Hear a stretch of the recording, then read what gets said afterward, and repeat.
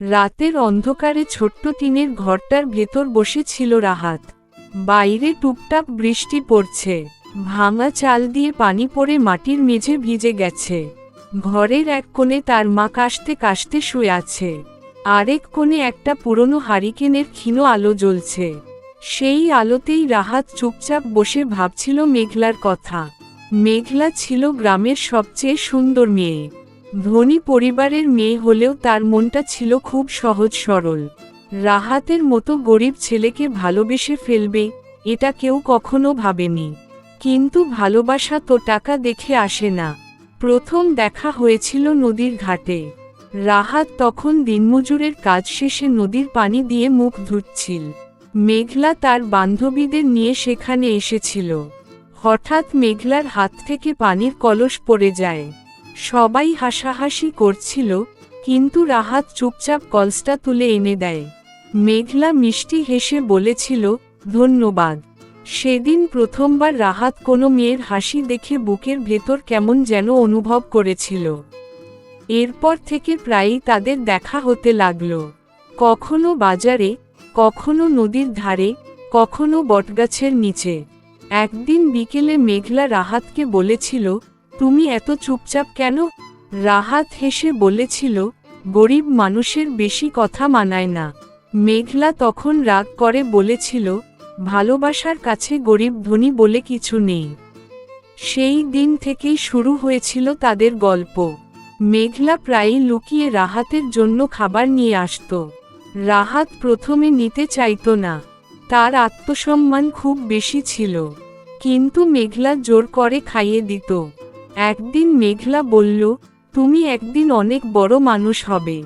রাহাত দীর্ঘশ্বাস ফেলে বলল, আমার কপালে বড় হওয়া নেই মেঘলা, আমি শুধু চাই তোমাকে সারা জীবন কাছে রাখতে। মেঘলা হেসে বলেছিল, তাহলে রাখবে। কিন্তু ভাগ্য হয়তো তাদের হাসি সহ্য করতে পারেনি। গ্রামের মানুষ ধীরে ধীরে তাদের সম্পর্কের কথা জানতে পারে। মেঘলার বাবা ছিলেন খুব অহংকারী মানুষ। তিনি কোনোভাবেই গরিব ঘরের ছেলের সঙ্গে মেয়ের সম্পর্ক মেনে নিতে পারলেন না। এক রাতে মেঘলাকে খুব মারধর করা হয়, তার ফোন কেড়ে নেওয়া হয়, বাড়ি থেকে বের হওয়া বন্ধ করে দেয় পরিবার। রাহাত পাগলের মতো প্রতিদিন বটগাছের নিচে অপেক্ষা করত, কিন্তু মেঘলা আর আসত না। কয়েকদিন পর হঠাৎ গভীর রাতে মেঘলা ছুটে আসে রাহাতের কাছে। তার চোখে পানি, মুখে ভয়ের ছাপ। সে কাঁদতে কাঁদতে বলল, বাবা আমার বিয়ে ঠিক করেছে। রাহাত যেন আকাশ থেকে পড়ল। তুমি কি রাজি? মেঘলা মাথা নাড়ল, আমি শুধু তোমাকে ভালোবাসি। রাহাত চুপ করে দাঁড়িয়েছিল, তার চোখ ভিজে উঠেছিল। সে জানত, গরিব মানুষের ভালোবাসা সমাজ সহজে মেনে নেয় না। মেঘলা তার হাত ধরে বলল, চলো পালিয়ে যাই। রাহাত মাটির দিকে তাকিয়ে রইল, তারপর ধীরে বলল, আমি তোমাকে কষ্ট দিতে চাই না, তোমার সুখ দরকার। মেঘলা কাঁদতে কাঁদতে বলল, তুমি ছাড়া আমি সুখী হব না। সেদিন রাতটা ছিল তাদের জীবনের সবচেয়ে কষ্টের রাত। পরদিন থেকেই রাহাত আরও বেশি কাজ করতে শুরু করল। সে ভেবেছিল কিছু টাকা জোগাড় করবে, তারপর মেঘলাকে বিয়ে করবে। কিন্তু সময় তার জন্য অপেক্ষা করেনি। মেঘলার বিয়ের দিন ঠিক হয়ে গেল। বিয়ের আগের রাতে মেঘলা শেষবারের মতো রাহাতের সঙ্গে দেখা করতে আসে। চারদিকে ঝড়ো বাতাস বইছিল। মেঘলা কাঁদতে কাঁদতে বলল, তুমি আমাকে ভুলে যাবে? রাহাত চোখের পানি লুকিয়ে বলল, ভালোবাসা কি কখনো ভোলা যায়? মেঘলা একটা ছোট্ট কাপড়ের প্যাকেট রাহাতের হাতে দিল। ভেতরে ছিল একটা পুরনো ঘড়ি আর একটা চিঠি। যেদিন খুব মনে পড়বে, এটা দেখো। রাহাত কিছু বলতে পারছিল না, শুধু তাকিয়ে ছিল মেঘলার দিকে। মেঘলা চলে যাওয়ার সময় হঠাৎ ফিরে এসে বলল, পরের জন্মে আমি শুধু তোমার হব। সেই ছিল তাদের শেষ দেখা। মেঘলার বিয়ে হয়ে যায় শহরের এক ধনী ব্যবসায়ীর সঙ্গে।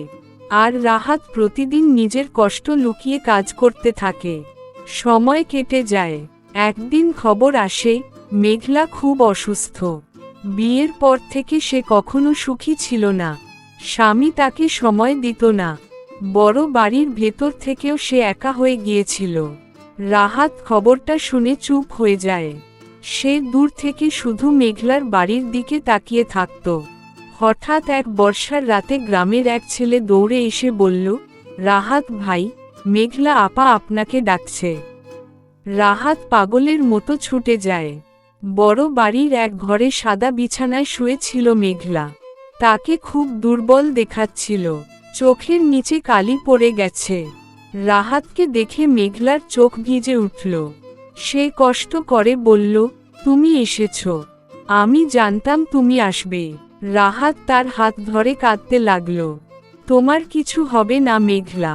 মেঘলা মৃদু হাসল, সব শেষ হয়ে গেছে রাহাত।